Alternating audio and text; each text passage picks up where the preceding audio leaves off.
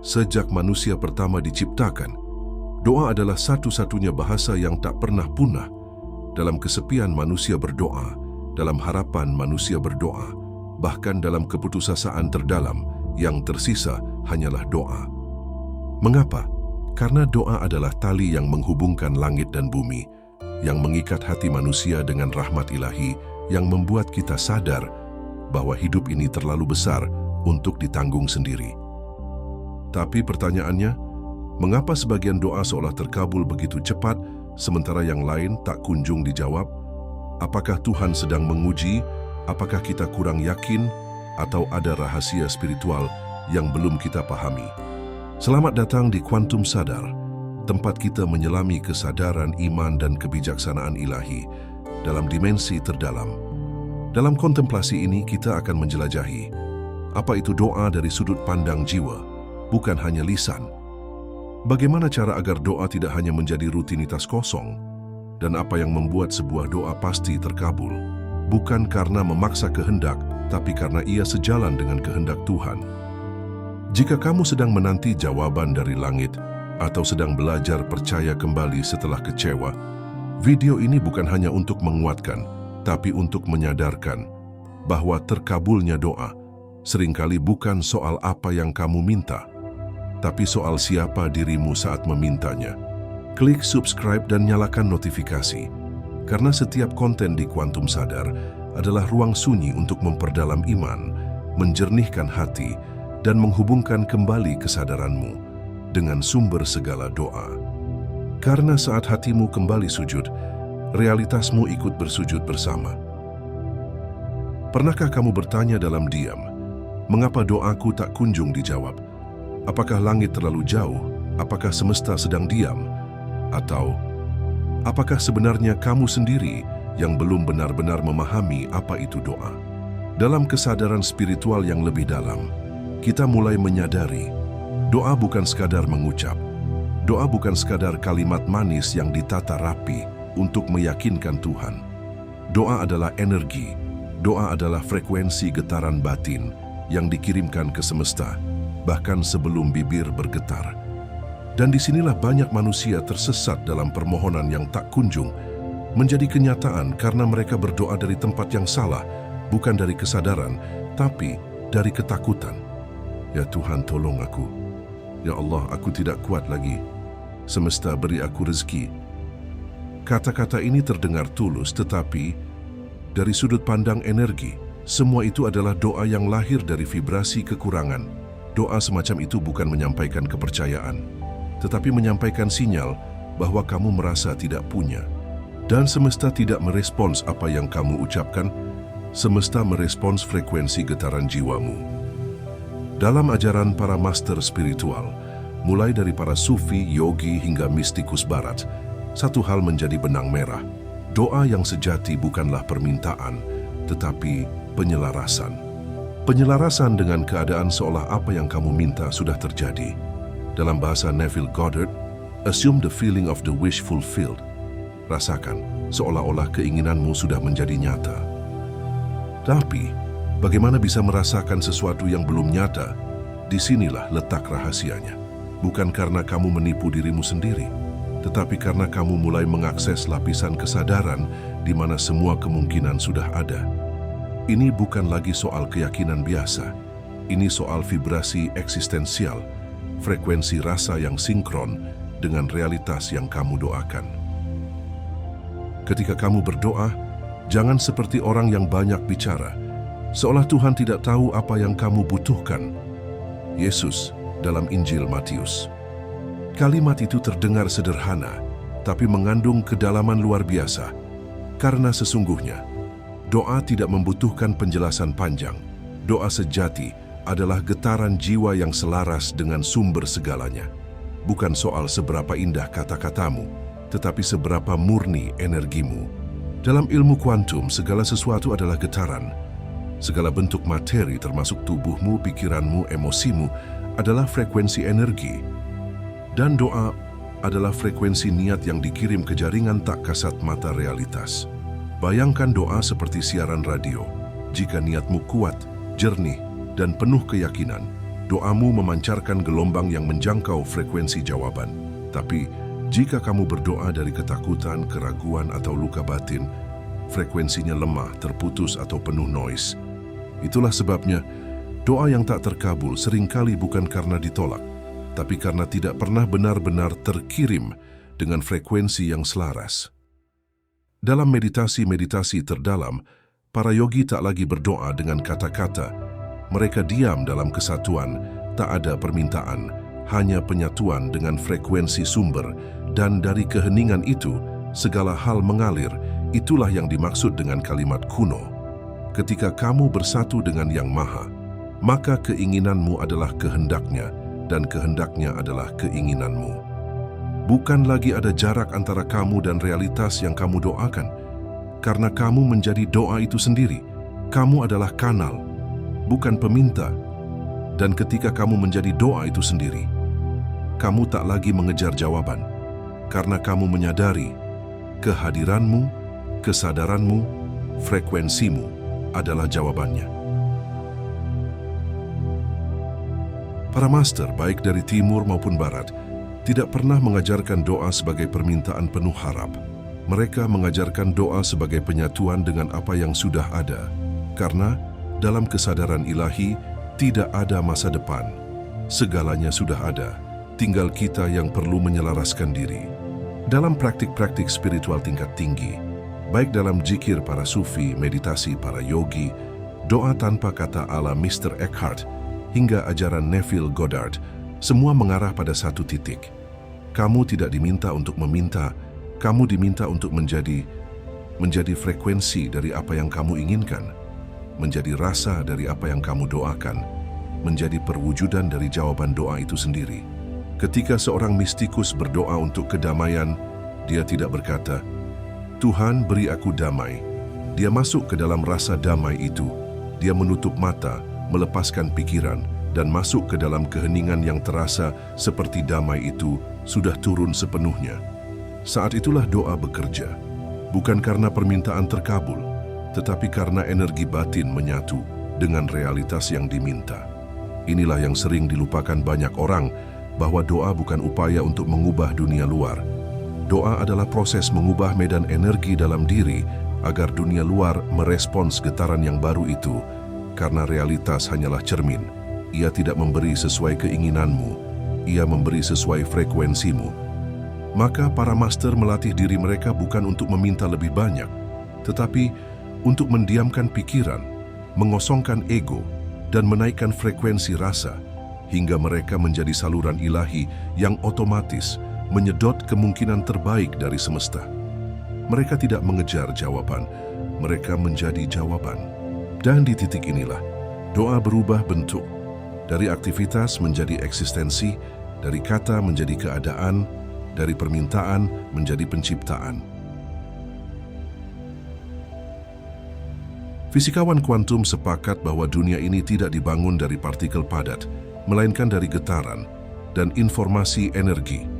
Realitas yang kita lihat hanyalah hasil dari medan tak terlihat yang lebih dahulu mengaturnya. Dan doa, pada level terdalam, bekerja di medan itu. Ketika kamu berdoa, kamu sedang mengintervensi realitas, bukan melalui aksi fisik, tapi melalui frekuensi energi dari kesadaranmu.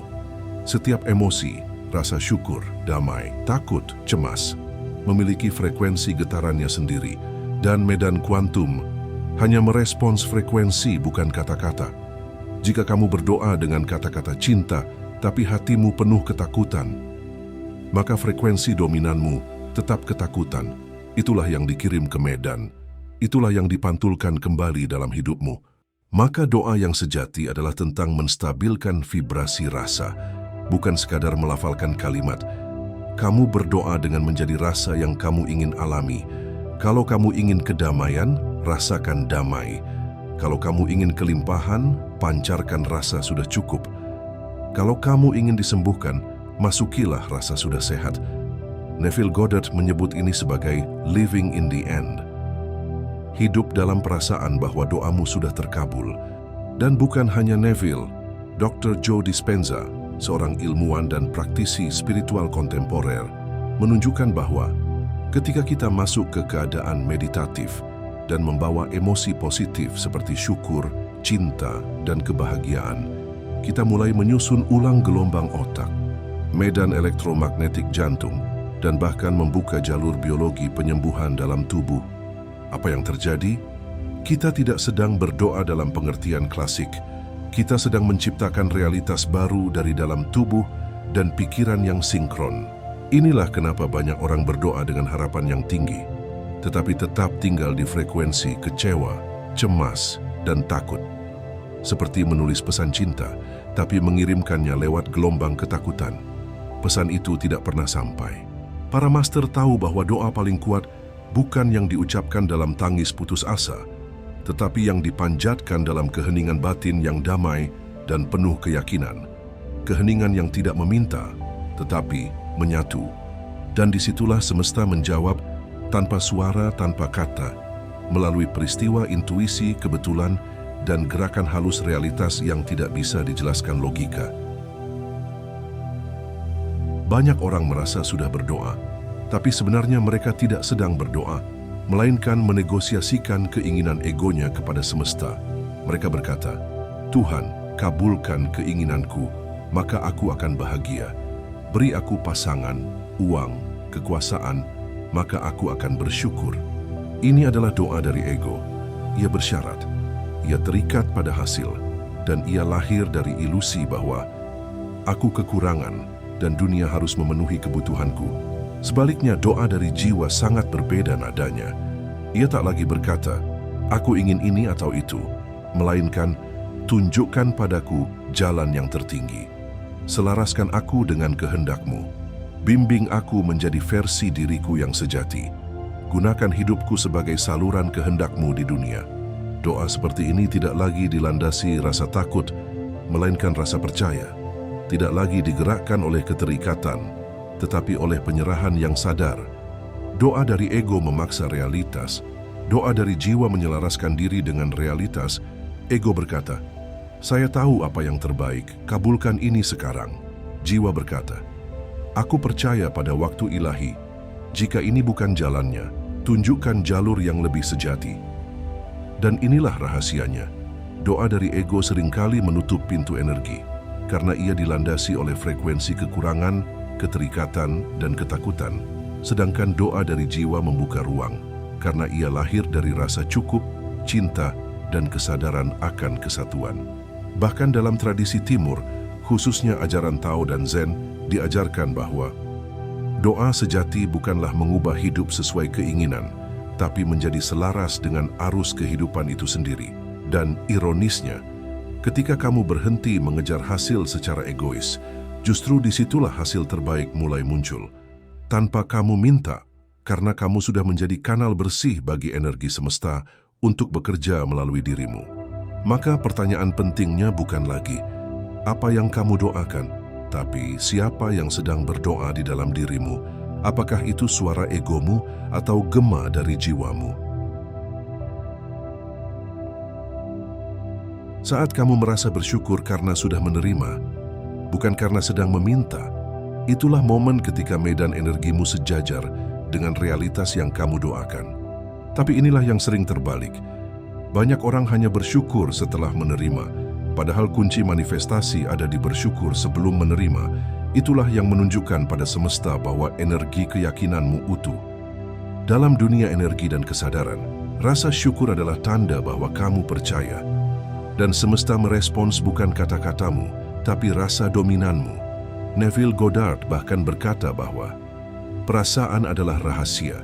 Rasakan doa sudah terkabul dan realitas akan tunduk pada getaran itu. Dr. Joe Dispenza pun meneliti hal ini secara ilmiah. Dalam eksperimen meditasi bersama, ia melihat bahwa ketika ribuan orang masuk ke rasa syukur tulus, maka terjadi perubahan besar. Gelombang otak berpindah ke frekuensi gamma superkoheren, medan jantung menjadi harmonis. Dan yang paling menakjubkan, DNA mulai memperbaiki dirinya sendiri. Apa artinya? Rasa syukur mengaktifkan medan penyembuhan dan perwujudan realitas. Ingat, semesta bukan logika, ia adalah medan energi cerdas. Dan bahasa yang ia pahami bukan kata, tetapi frekuensi yang kamu pancarkan dari rasa terdalam. Jika kamu berkata, "Terima kasih Tuhan, aku sudah menerima," meski secara fisik belum kelihatan, itu bukan penipuan diri, itu adalah penyesuaian frekuensi. Dan saat medan energi dalam dirimu stabil di frekuensi syukur, realitas luar tidak punya pilihan lain selain ikut berubah. Karena dalam medan kuantum, bukan melihat baru percaya, tapi percaya maka melihat. Maka mulai sekarang saat kamu berdoa, masuklah ke rasa bahwa kamu sudah diberi. Ucapkan terima kasih, bukan karena harap, tapi karena sadar bahwa realitas itu sudah hadir di medan tak terlihat. Syukur adalah konfirmasi bahwa kamu sudah memiliki dan hanya waktu yang memisahkan frekuensi batin dan kenyataan fisik. Berapa banyak dari kita yang pernah berkata, "Aku sudah berdoa tapi belum terkabul." Padahal, jika kita sungguh-sungguh jujur, jawaban itu sudah datang, tapi kita sendiri yang belum mampu menerimanya. Kenapa bisa begitu? Karena bawah sadar kita penuh dengan program, luka, keyakinan, dan ketakutan lama yang menjadi filter energi. Doa mungkin lahir dari pikiran sadar, tapi yang mengizinkan atau menolak realisasi adalah energi dominan bawah sadar. Misalnya, kamu berdoa minta rezeki besar, tapi di dalam bawah sadarmu masih tertanam keyakinan, uang itu kotor, orang kaya pasti sombong, saya tidak layak punya lebih. Maka, meskipun peluang datang, maka secara tak sadar, kamu akan menutup diri, sabotase, atau tidak bisa melihatnya. Atau kamu berdoa minta pasangan yang sejati, tapi di dalam dirimu masih ada trauma cinta, takut dikhianati, takut disakiti. Maka, saat seseorang tulus hadir, energi dalam dirimu justru mendorong mereka menjauh. Doamu terkabul, tapi bawah sadarmu belum siap untuk menerima. Semesta hanya bisa mengirim apa yang kamu siap untuk terima. Dan kesiapan itu bukan soal niat di mulut, tapi getaran di bawah sadar. Itulah kenapa banyak ajaran spiritual, termasuk dalam tradisi yoga, sufi, zen, dan bahkan kitab suci, lebih menekankan pada pembersihan batin ketimbang sekadar memohon sesuatu. Bukan karena semesta pelit, tapi karena semesta hanya bisa mengalir melalui wadah yang jernih. Dan wadah itu adalah dirimu sendiri. Maka sebelum kamu berkata, "Doaku belum terkabul," tanyakan dulu dengan jujur, apakah ada bagian dalam diriku yang belum percaya aku layak menerimanya? Apakah ada ketakutan, luka, atau pola lama yang membuatku menutup pintu padanya? Jawaban semesta bisa datang lewat banyak cara. Peluang, orang, intuisi tiba-tiba, bahkan kejadian yang tampaknya tidak menyenangkan, tapi membawamu ke arah yang lebih sejati. Maka doa sejati juga menuntut kerendahan hati untuk menerima jawaban dalam bentuk apapun, bukan hanya bentuk yang kamu bayangkan. Karena kadang semesta tidak memberi apa yang kamu mau, tapi memberi apa yang jiwamu butuhkan untuk bertumbuh. Di tingkat terdalam, para master spiritual dari berbagai tradisi, entah itu sufi, yogi, zen, bhakta, atau mistikus Kristiani, semuanya tiba di satu titik. Doa bukan lagi aktivitas. Doa adalah keadaan kesadaran. Doa bukan lagi, "Ya Tuhan, beri aku ini dan itu. Tuhan tolong aku," melainkan berubah menjadi sesuatu yang jauh lebih dalam. "Aku bersatu. Aku hadir bersamamu. Aku adalah wujud kehendak-Mu yang mengalir." Di momen itu, tidak ada lagi pemisahan antara yang memohon dan yang memberi, antara aku dan Tuhan. Yang ada hanyalah kesadaran murni yang menyatu dalam hening. Inilah keadaan yang oleh banyak tradisi disebut samadhi dalam yoga, fana dalam sufi, turiya dalam advaita, silence of the heart dalam mistik Kristiani, wu wei dalam Taoism. Semua menunjuk pada satu frekuensi batin, penyatuan. Di titik ini kamu tidak lagi berdoa untuk sesuatu, karena kamu sudah menjadi saluran doa itu sendiri. Seluruh keberadaanmu, pikiran, tubuh, napas, dan getaran telah selaras dengan kehendak tertinggi. Kamu tidak lagi memaksa realitas, kamu mengalir bersama realitas ilahi. Dan inilah paradoks indahnya. Saat kamu berhenti mengejar apapun, semesta mengalirkan segalanya padamu. Karena kamu telah menjadi ruang kosong yang suci, ruang tempat kehendak Tuhan bekerja tanpa gangguan ego. dalam keheningan terdalam. Doa tidak terdengar tapi terasa, tidak diucapkan, tapi menjadi medan, tidak diminta, tapi diwujudkan melalui hidupmu sendiri. Di titik inilah kamu menyadari bahwa kehadiranmu sendiri adalah doa. Cara kamu mencintai, cara kamu bernapas, cara kamu menyentuh hidup ini dengan kesadaran. Semuanya adalah getaran doa, tak bersuara. Dan inilah tujuan tertinggi dari semua praktik spiritual. Bukan hanya membuat doamu terkabul, tapi menjadikan hidupmu sebagai doa yang hidup. Bayangkan ini, kamu bangun pagi menarik napas penuh kesadaran. Itu adalah doa. Kamu menyentuh orang-orang dengan kebaikan, kelembutan, dan kasih. Itu juga doa. Kamu memilih berkata jujur, bertindak dengan integritas, mengikuti suara hatimu, walau sunyi dan tidak populer. Semua itu adalah doa yang nyata.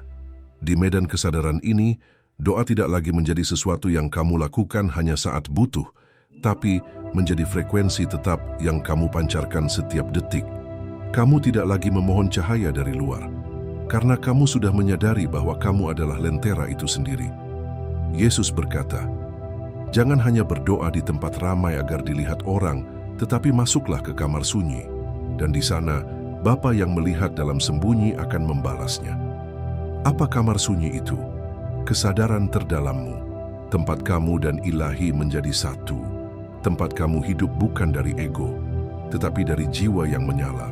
Maka pertanyaan akhirnya bukan lagi, bagaimana agar doaku dikabulkan, tapi berubah menjadi, bagaimana aku bisa menjadi saluran bagi doa-doa Ilahi agar terwujud melalui diriku. Dan saat kamu hidup dari tempat itu, kamu tidak hanya diberi, tapi kamu menjadi perantara bagi berkah yang mengalir ke dunia. Hidupmu menjadi saluran rezeki bagi yang membutuhkan, saluran cinta bagi yang kesepian, saluran kejujuran di tengah kabut kepalsuan, saluran keberanian di tengah ketakutan kolektif, saluran terang dimanapun kamu berada. Karena doa bukan hanya soal hubungan vertikal dengan Tuhan, tapi juga soal relasi horizontal dengan kehidupan. Cintailah Tuhanmu dengan segenap hatimu, dan cintailah sesamamu seperti dirimu sendiri. Inilah dua arah dari satu doa yang hidup. Ke atas menyatu dengan sumber, ke samping mengalir menjadi cahaya. Maka pada akhirnya, jika kamu bertanya, bagaimana agar doaku terkabul? Jawaban terdalamnya adalah, jadilah doa itu sendiri. Bukan sebagai permintaan, tapi sebagai getaran hidup yang menjelma dalam bentuk melalui tanganmu, kata-katamu, kehadiranmu. Itulah puncak dari perjalanan batin ini, bahwa doa sejati bukan tentang meminta sesuatu dari langit, melainkan tentang menjadi langit itu sendiri, yang luas, sunyi, penuh cahaya, dan siap menurunkan hujan kasih ke bumi kehidupan. Terima kasih telah mendengarkan. Semoga kontemplasi ini menjadi ruang sunyi yang membuka frekuensi baru dalam hidupmu. Jika kamu merasa video ini menyentuh sesuatu di dalam hatimu, bagikan kepada siapapun yang sedang dalam perjalanan menemukan doanya sendiri. Dan seperti biasa, dari Kuantum Sadar, kesadaranmu adalah realitas barumu. Karena ketika kamu berubah, doa-doamu pun ikut berubah wujud menjadi nyata. Sampai jumpa di perjalanan kontemplatif berikutnya. Damai dan cahaya untukmu.